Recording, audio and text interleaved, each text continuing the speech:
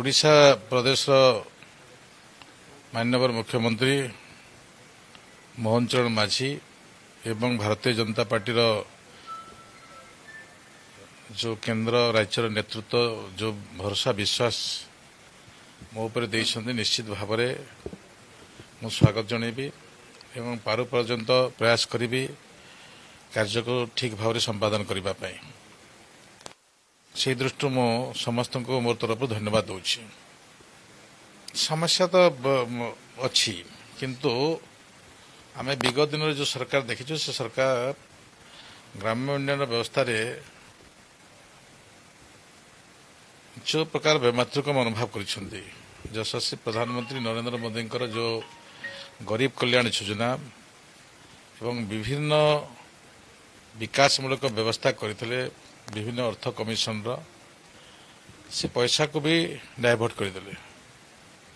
आपण देखुले जे जो 3 tier system panchayat व्यवस्था थिला से व्यवस्था को भी कुठारघात कले। भारत रत्न स्वर्गत प्रधानमंत्री अटल जी जो विषय को आम आधार करवा पल्ली सभा ग्राम सभा क्षमतार विकेन्द्रीकरण ये विषय सरकार देखा मिललानी।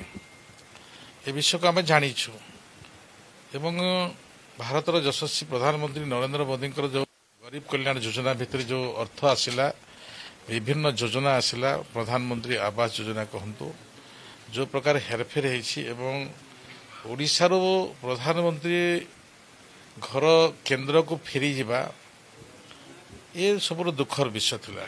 केंद्र योजना उपरे ओडिशा सरकार कौन प्रकार कार्य करिवार तत्परता नथिला। ये विषय समस्त जानी से दृष्टि नहीं आगामी दिन आम प्रत्येक विषय को आम जानीचु।